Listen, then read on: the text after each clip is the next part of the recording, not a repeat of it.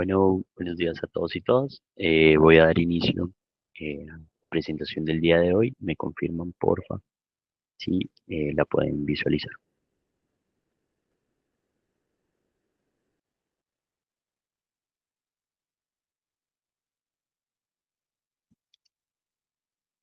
Ya se ve, Juan. Perfecto. Bueno, buenos días a todos y todas. Les agradezco de antemano el que puedan acompañarme en este espacio el día de hoy. Vamos a hablar sobre los conocimientos y saberes de construcción y navegación, pesca tradicional en los diferentes territorios líquidos de Colombia. Para empezar, creo que es importante pensarnos la navegación como un modo de viaje, como una forma de cruzar espacios, de conectar personas, de transportarse. Ese transporte y esta navegación históricamente ha permitido no solo intercambiar artefactos, objetos, sino también ideas. Y a partir de ahí nos ha permitido comunicarnos, compartir experiencias, conocimientos, migrar, eh, entre otras serie de elementos y de actividades sociales que terminan siendo claves. A partir de ahí entonces la navegación como oficio y consigo los conocimientos de construcción y de pesca terminan siendo elementos vitales para las comunidades a lo largo de la historia. Por eso hay miles de ejemplos de este tipo de experiencias. Aquí les traigo solo dos ejemplos muy básicos, dos ilustraciones de dos contextos distintos. El primero, eh, muy cerca a Colombia, es una ilustración de Colón en las pesquerías de perlas. Estos eran sitios de extracción de perlas específicamente por indígenas, expertos buceadores que se dedicaban al oficio de la extracción. Estas perlas eran llevadas a Europa y desde allí comercializadas en diferentes espacios. Y a mano derecha podemos ver una batalla, una confrontación en dos piraguas, entre una piragua de Margarita y de Trinidad. Estos son territorios muy cercanos también a Colombia, y en el cual podemos ver entonces la existencia de diferentes formas de embarcaciones y diferentes usos.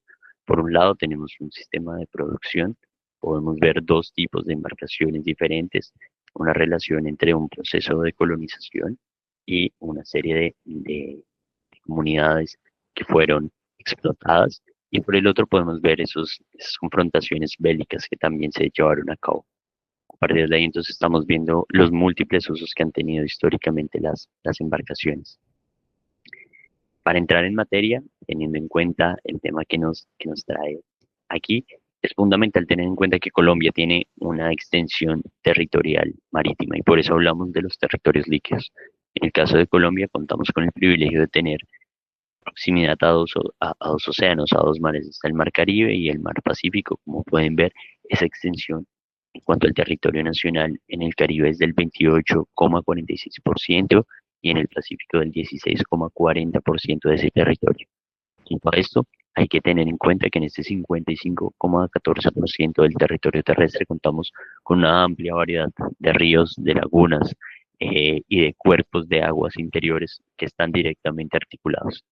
Entonces, el día de hoy vamos a hablar de estos conocimientos que se extienden en toda esta geografía, geografías complejas y diversas, y geografías que nos permiten reunirnos en torno a ellas, que nos permiten no solo como suplir las necesidades de alimentación, sino también, como ya lo veníamos diciendo, intercambiar ideas.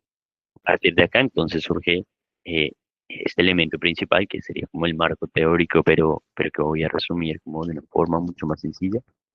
Estamos hablando de la biografía de los objetos y es la forma que yo como antropólogo y arqueólogo y fotógrafo me empiezo a aproximar a las embarcaciones.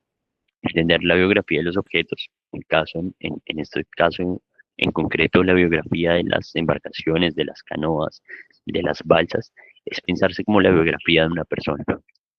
Este objeto nace, se construye, tiene una vida útil, se repara en múltiples ocasiones y termina siendo abandonado y por ende haciendo una analogía con la vida muriendo.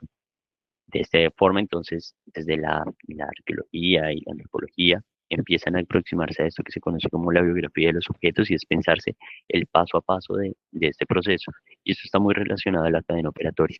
Esta viene de una academia mucho más francesa, que se piensa no solo ese paso a paso, sino las acciones que van encadenadas, por ejemplo, el proceso de construir, qué herramientas se utilizan, cuál es la materia prima, de dónde se obtiene. Cada uno de esos elementos termina siendo vitales para comprender esos procesos de producción, no solo en el presente, sino también entender cómo han sido estos mismos en el pasado. Junto a ellos, entonces tenemos dos elementos o tres elementos principales. El primero es la teoría de actor-red. Esta teoría nos habla de la relación que existe entre diferentes actores alrededor del mundo, de los territorios, cómo las embarcaciones coexisten al mismo tiempo con las personas que las usan, que las construyen, que las manejan, que las abandonan, pero como hay una serie también, por ejemplo, de elementos naturales, el mar, el viento, el sol, luego están toda la parte de la fauna, la vegetación y las flores, que se encuentran articuladas y que hacen parte de la construcción de un territorio. Están luego las cosmovisiones, que terminan siendo a la hora de trabajar con las comunidades en Colombia de múltiples tipos, las formas en cómo podemos entender la forma en que ven el mundo, cómo se conciben, cómo crecen, en qué creen, las relaciones que se construyen, y junto a esos están los elementos simbólicos, los sentidos que les dan a las cosas. Porque pinto una canoa de un color, porque le hago unos ojos, eh, para que rezo, por ejemplo, antes de ir al mar, porque, no sé, mis papás a la hora de ir a pescar aseguran las redes de pesca. Esos elementos simbólicos a la hora de pensarse lo social y lo cultural terminan siendo elementos transversales y fundamentales a pensarse. Y que pues, a la hora de aproximarse a las realidades, desde esta aproximación etnográfica de estos contextos termina siendo muy enriquecedor y muy necesario. Por otro lado están las cosmogonías. Y estas cosmogonías, a diferente de esa cosmovisión, la cosmovisión nos habla entonces de, como ya lo veníamos mencionando, cómo vemos el mundo. La cosmogonía nos habla de cómo se origina ese mundo. Estas cosmogonías entonces nos permiten entender esas relaciones que muchas de estas comunidades han tenido con el agua históricamente, como muchas de ellas nacen a partir de allí, eh, y cómo esa concepción de territorio es mucho más extenso a lo que usualmente nosotros desde el interior y desde otras regiones logramos concebir. Y finalmente podemos hablar de la maritimidad. Es un concepto que se ha trabajado pues especialmente en América Latina para pensar esa relación continua de la persona con los cuerpos de agua, en este caso con los mares, como el crecer, el nacer, el vivir en esos espacios les permite a estas personas y a estas comunidades construir una serie de conocimientos muy específicos y muy precisos, eh, eh, cómo pensárselo, cómo verlo, cómo diferenciar tonalidades, cómo diferenciar tipos de viento, eh, cuáles son las zonas de pescar, cómo guiarse por las estrellas, todos esos elementos que están incorporados en los conocimientos de cada miembro, hace parte como de esos elementos que solo ellos tienen. Por ende, se empieza a estudiar también esta noción de la maritimidad para entenderse. Es necesario que, pues, comprender o conectar que todos estos elementos, aunque se pueden ver en el presente, también los podemos ver arqueológicamente en el pasado. Y esas nociones son las que nos han permitido aproximar a los objetos, a los naufragios, a los sitios de vivienda sobre el agua que hemos encontrado en diferentes contextos, no solo en Colombia, sino alrededor del mundo. A partir de ahí, entonces, considero importante consolidar como una diferencia clara o sí, como unas nociones distintas que existen de formas de conocimiento. Por un lado, existen esos conocimientos con el cual solemos asociar lo científico, lo técnico. Son conocimientos que se adquieren, que se almacenan, que se convierten, que tienen unos objetivos claros y que están acompañados por una teoría muy parecido a lo que les acabo de presentar anteriormente, con un marco teórico, con unas metodologías, con algo mucho más científico y robusto. Pero estos no son las únicas formas de conocimiento, conocimientos tradicionales que son igual o incluso más importantes. Y estos conocimientos son conocimientos que son prácticos, que permiten conocer las realidades en las que se viven y que se aprenden haciendo. De esta forma, la experiencia, el hacer continuo, es lo que les permite entonces ellos aprender y fortalecer dichos conocimientos. Y muchos de esos tienen fines determinados, buscan conseguir algo. En el caso de la construcción, lograr una embarcación. En el caso de la navegación, llegar a un sitio. En el caso de la pesca, obtener un recurso.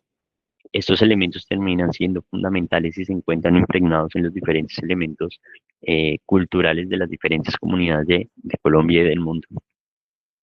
Y a partir de ahí, entonces, estos conocimientos y estas prácticas son transmitidos en la mayoría o en gran parte de las comunidades en Colombia a través de padres a hijos, muchas veces de forma oral o a través de la experiencia del lenguaje.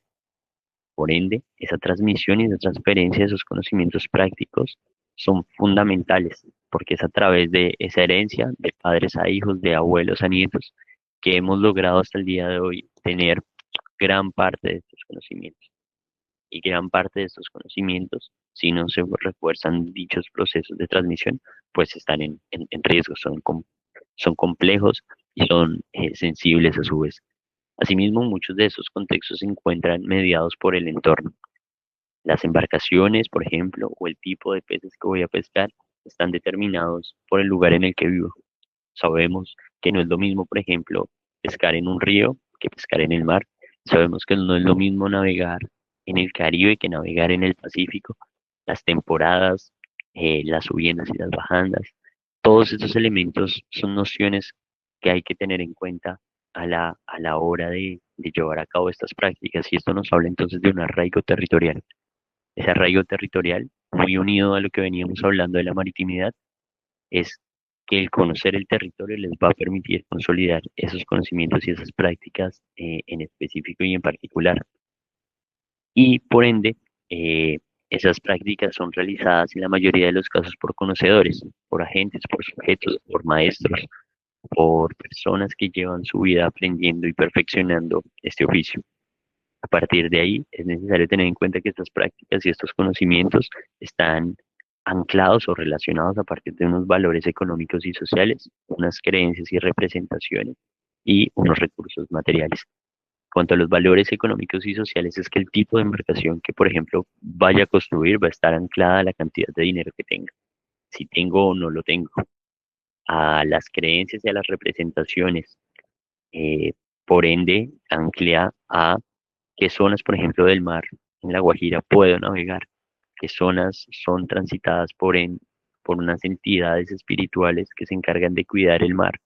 En el caso de los Guayú y de los Apalanchi específicamente, que son los Guayú del mar, hablan de Palawi, que es un ser femenino que cuida la sobrepesca. Y asimismo existen unos elementos como los recursos materiales. Tengo disponibilidad de la madera, no la tengo. Tengo disponibilidad para tejer una red de pesca, no la tengo. Eh, tengo un motor para poder navegar más lejos o no lo tengo. Cada uno de estos elementos entonces van a ser claves para poder entender cómo está relacionado y cómo está interdependiendo estas prácticas y estos conocimientos a unos factores sociales en los cuales se encuentran. Aquí entonces empezamos a ver esas relaciones que existen con el mar a la hora de la navegación. Es una fotografía que tomé en la Guajira, la media Guajira, en donde utilizan estos polines, estas secciones de madera para sacar las embarcaciones del mar a la costa, a la playa, que es el espacio en el que usualmente las dejan para volver al día siguiente. Aquí hay un par de elementos también que quiero destacar y es que estas embarcaciones suelen ser navegadas por una o máximo dos personas, pero existe una relación social.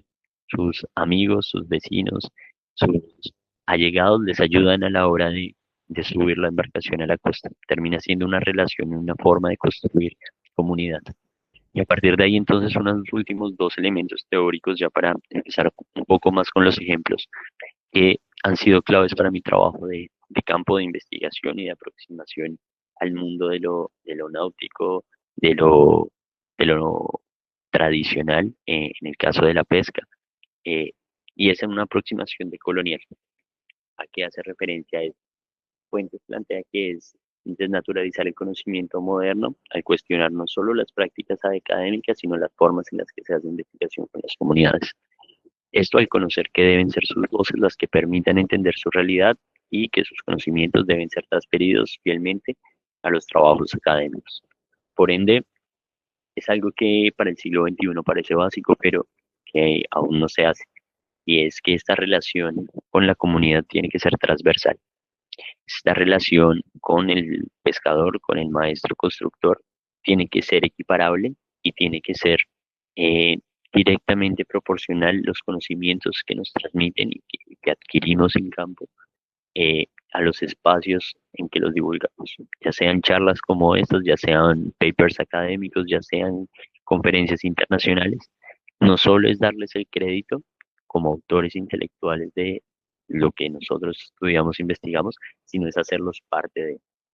Y esto implica que ellos también corroboren, afirmen y confirmen la información que estamos produciendo.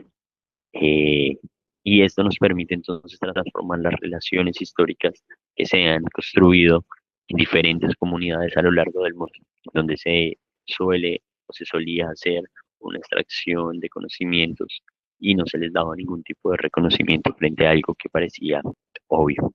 Por otro lado, están estas aproximaciones de la arqueología indígena y comunitaria que se plantea como una búsqueda de reestructurar la forma en la que se ha hecho arqueología, en donde no solo se habían contemplado los conocimientos y las relaciones con las comunidades actuales que poseen con el territorio en el pasado, sino asimismo colaborar y convertir a estas partes de las comunidades, a estos miembros, como parte fundamental del trabajo, puesto que este hace que hacer arqueológico es redirigido con, por y para los pueblos. De esta forma, entonces, la única forma de hacer arqueología, como la contemplo yo y mis colegas, varios aquí conectados, es una arqueología para las comunidades, una arqueología con las comunidades, una arqueología que permite estar anclando sus conocimientos actuales, sus formas de vivir en los territorios, con la forma en que nos aproximamos a dichos espacios. De esta forma, entonces, el quehacer arqueológico se transforma, desdibuja al académico o al experto y permite relacionarnos entonces en otros aspectos. Estas dos miradas, tanto de la antropología como de la arqueología, han sido históricamente eh, transformadas hasta la forma en como lo vemos actualmente y son las formas en las que he intentado realizar mi trabajo de campo y mi trabajo con las comunidades en las diferentes partes del país. Entonces, ya para dinamizar un poco más, voy a dar un poco algunos ejemplos de cómo son estos conocimientos de construcción naval. Por ejemplo, es que esos conocimientos de construcción naval nos hablan de varias cosas. Primero, de unas ideas concebidas. A la hora de construir una embarcación, la mayoría de estos maestros constructores no suelen utilizar unos planos. Eso significa que esos planos los tienen en su cabeza y tienen aprendidos unos gestos, unas formas de utilizar las herramientas para transformar la madera tal tipo que, como se puede ver en la fotografía, está utilizando una suela y sabe dar el golpe exacto con la fuerza necesaria para no socavar, no profundizar mucho más allá de la madera de lo que se necesita. Este entonces es un conocimiento adquirido, heredado y perfeccionado con el tiempo, con la forma en cómo se hace eh, cada una de las canoas, perfeccionando cada uno de los errores que de allí se cometen.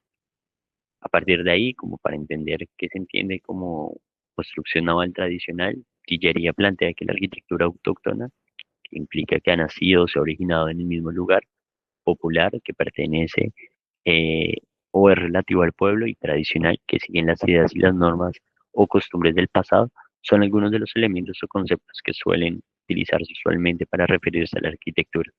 Al parecer de este autor, lo vernáculo puede ser mucho más cercano, porque habla de lo doméstico, de lo nativo de nuestra casa o del país, que engloba los beneficios anteriormente descritos. De esta forma, entonces, la construcción tradicional, la construcción autóctona, o como se le prefiera decir, pues nos habla de estos conocimientos. Aquí, por ejemplo, podemos ver una parte eh, de un taller de construcción en La Guajira y vemos entonces eh, no solo las embarcaciones, el sargento como herramienta, sino una forma en la que se ha transmitido el conocimiento. Eh, el maestro constructor, entonces aquí presente, tiene como una novedad su taller a más de 40 minutos del mar. Estos talleres suelen ser anclados al agua para facilitar su forma de transporte, para poderlo probar, pero en su caso, eh, lleva tantos años aprendiéndola que me decía que para él no era necesario estar junto al mar para probarla, porque una vez estaban construidas, él sabía cómo eran y cómo iban a funcionar. De esta forma, por este otro lado, estamos en el Pájaro, también en La Guajira, y vemos otro tipo de embarcaciones, una serie de herramientas y una serie de espacios dispuestos. Como podemos ver a mano derecha, esa estructura eh, es lo que se podría conocer dentro de nuestros espacios usuales, como la sala. Esta es una enramada y suele estar anclada a recibir invitados, pero en el caso de los constructores se vuelve a su vez el taller de construcción. Entonces, a partir de acá es posible empezar a evidenciar unos espacios que se disponen para llevar a cabo este oficio en especial. Entonces, de esta forma tenemos una idea concebida, una forma de materializarla, a su vez unos procesos de obtención de unas materias primas. Estas materias primas en el pasado implicaban ir a buscar el árbol y cortarlo. En la actualidad, y a partir de unas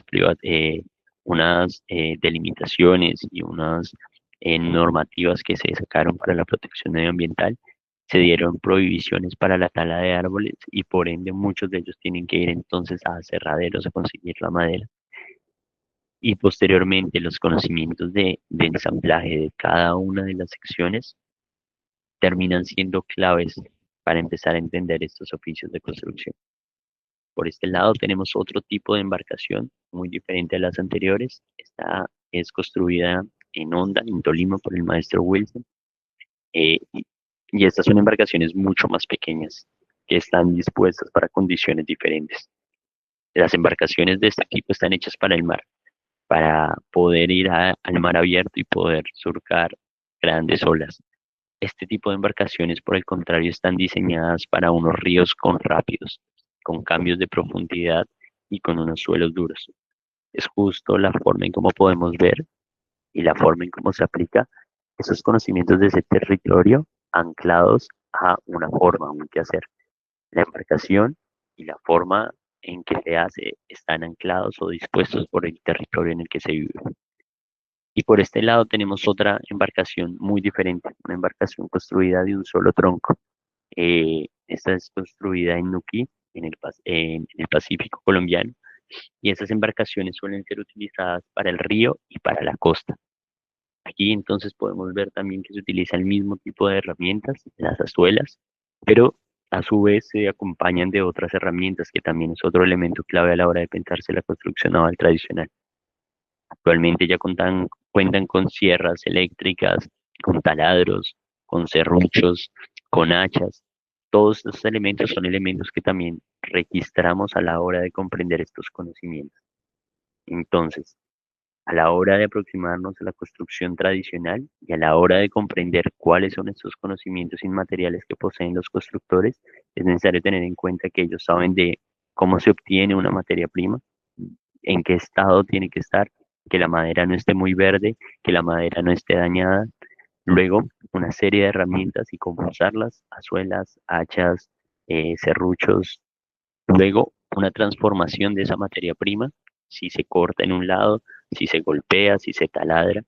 Esa forma de construir, ese conocimiento que fue transmitido, se lleva a cabo y se obtiene un recurso. De esta forma, entonces, es posible empezar a registrar dentro de estos diferentes trabajos estos que se conocen como fotogrametrías, son reconstrucciones tridimensionales de estas embarcaciones. Tenemos al comienzo una embarcación monóxila construida de un solo tronco de la Guajira, luego otra embarcación de piezas, se conoce como esqueleto previo, imagínense que tiene una columna vertebral y unas costillas, luego una embarcación por partes, en ambas en la parte de abajo, las de arriba concebidas para el mar y las de abajo concebidas para la ciénaga y el río. Y una vez está construida la embarcación, entonces pasamos a la navegación. La navegación tiene múltiples elementos. Lo primero es poder reconocer, como les venía diciendo en una introducción, conocer el espacio en el que se navega, conocer si hay olas, conocer las profundidades, reconocer los cambios en el agua, conocer las estrellas a la hora de navegar, tener puntos de referencia en la costa. Es un conocimiento que es heredado. y que con los años y con la navegación y con nadar en el mar se van y los van perfeccionando.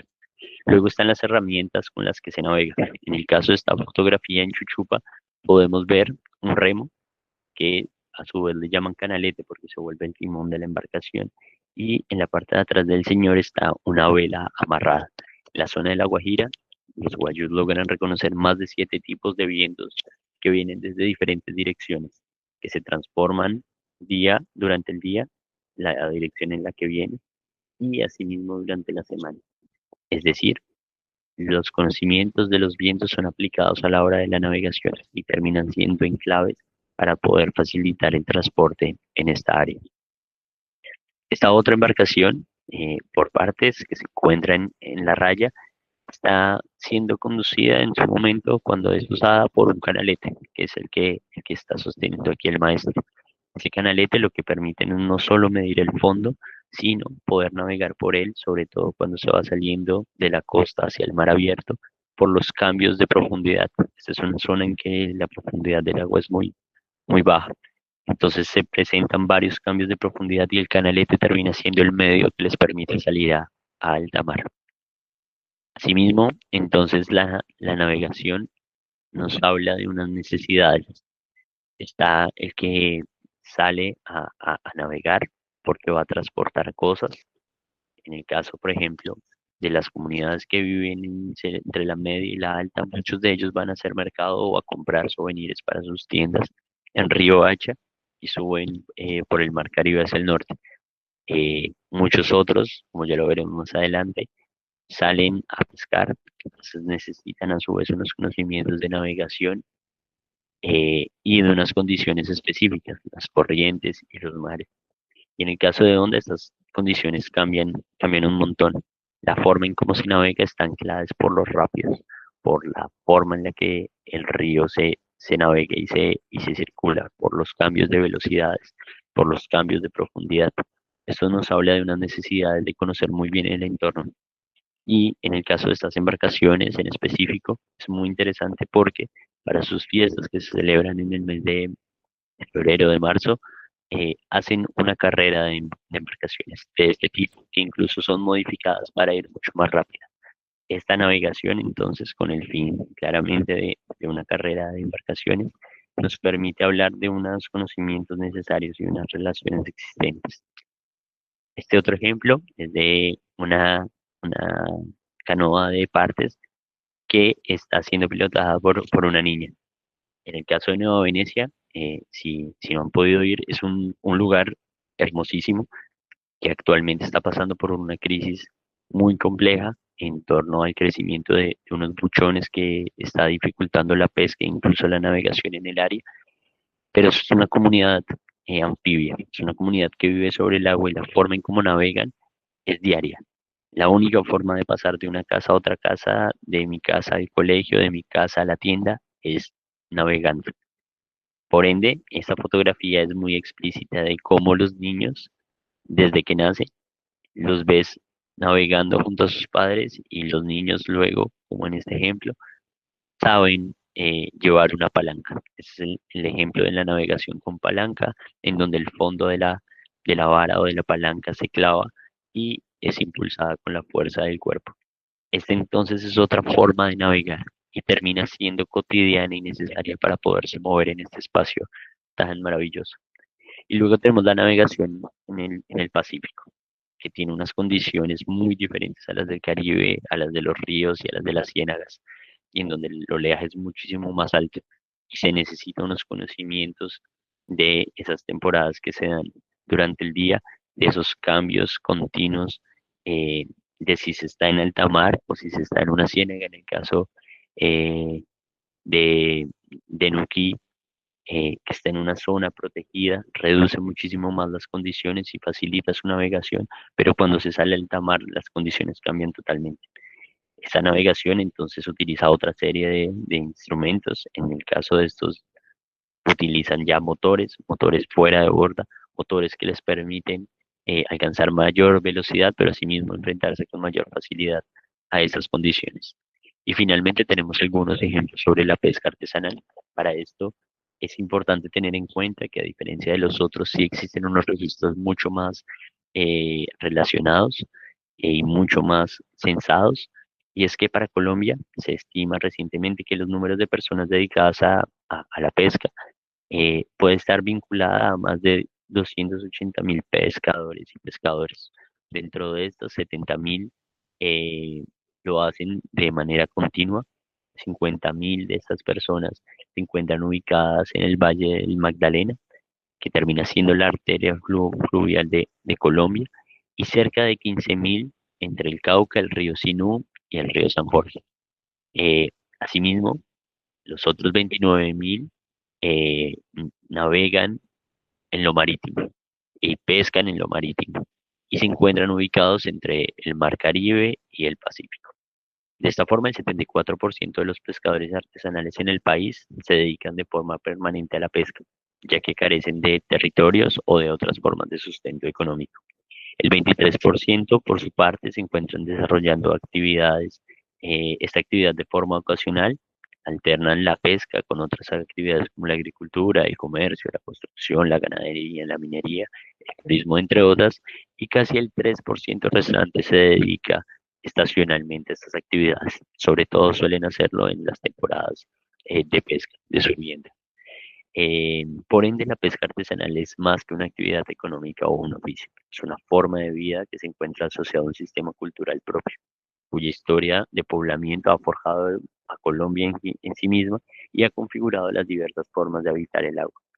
De esta forma, habitar los ríos, los mares en el país como formas esenciales de adaptarse a los mismos, a sus cambios de mareas y a sus ciclos climáticos, nos ha permitido solo sobrellevar estas actividades en este espacio sin conocerlo a la perfección. De esta forma, entonces, tenemos una relación con la pesca en donde las mujeres desarrollan unas actividades mucho más activas, en algunas comunidades más visibles, en el caso de La Guajira, porque son ellas las que reciben el pescado, lo preparan y lo alistan para su venta o para su alimentación. En el caso del río Magdalena, lo mismo, podemos ver que existe una pesca desde la orilla y también a la mitad del río. La mayoría de estas se hacen con atarrayas, con pelangres o con mallas de arrastre eh, de corta dimensión. Esto que es lo que permite protegerla como el tipo de especies, poder adquirirlas la cantidad suficiente para consumo propio o para venta y poder darle una continuidad a la protección que las diferentes especies que ellos están continúan. Acá tenemos otro ejemplo de la ciénaga del Totumú, muy similar a la del río, en donde también se pesca utilizando atarraya. Y aquí un ejemplo en Tumaco, en donde vemos la relación de una embarcación de pesca en alta mar con una red que es arrastrada de menor tamaño y otra embarcación menor con una pesca con boyaje. A la hora de entender la cultura material de la pesca es necesario tener en cuenta que existen las redes, los arpones, eh, que existen los pelangres, las rejas para cangrejo, las nazas, todos estos elementos vistos no solo desde lo inmaterial, sino también desde lo material, nos hablan de unos conocimientos necesarios. Tejer la red, construir la NASA, eh, la forma en que se hace cada uno de los nudos, por ejemplo, conocer qué tipo de cebo le voy a dar para la especie que voy a pescar, las zonas en las que voy a pescar, zonas que son heredadas por mis padres, zonas de alto potencial, cada una de estas relaciones que se han construido con los mares y los ríos, con la fauna con la que se pesca y las zonas en las que se encuentran nos hablan de unos conocimientos que son ricos y unos conocimientos que cada vez se ven más afectados por múltiples factores de los que hablaremos al cierre ya de esta sesión.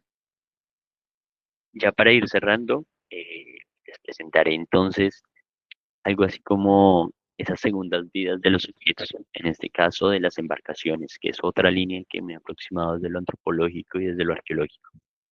En el caso del Mar Caribe, estas embarcaciones, después de ser utilizadas y ser abandonadas, se convierten en otros objetos.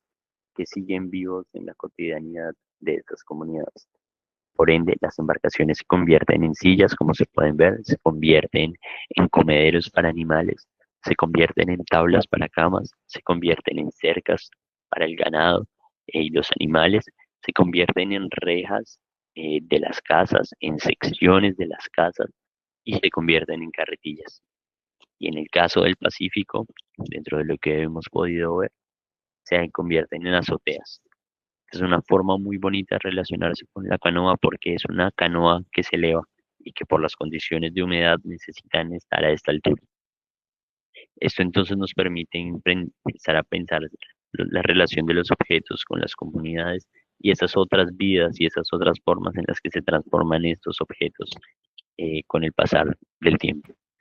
De esta forma, y para ir cerrando, este modo de vida, tanto de la construcción, la navegación y la pesca, presentan condiciones adversas, y estos conocimientos han tenido una dramática reducción alentada por factores que afectan sus derechos, precisamente las de estas comunidades y los medios de vida en los que éstas se encuentran.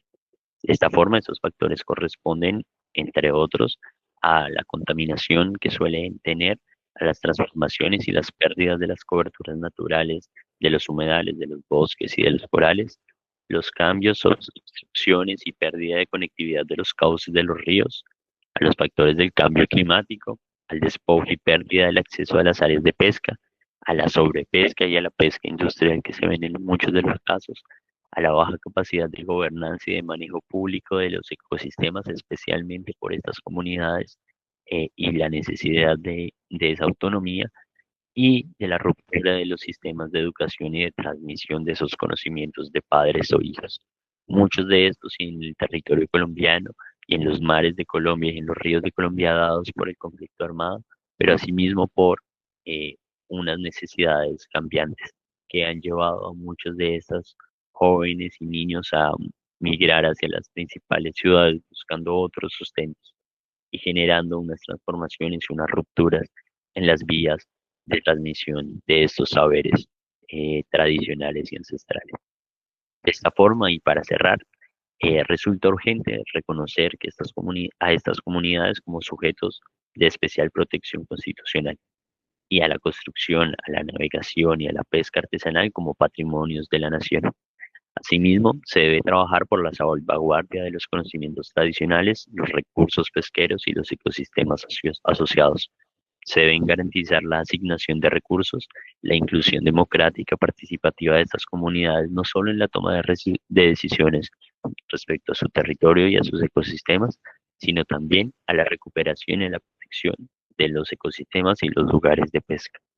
Y finalmente, se debe garantizar el fomento de procesos y de cadenas de comercialización de sus productos y de los servicios de que estos pueden llevar, ya sean de turismo, de enseñanza o de navegación, que permitan fortalecer estos oficios y que continúen proyectándose como una forma y una manera de vivir eh, posible, no solo para estos oficios, sino para todos aquellos que nos hemos aprendido, enamorado y relacionado junto a ellos. Eso es todo por mañana de hoy. Muchas gracias.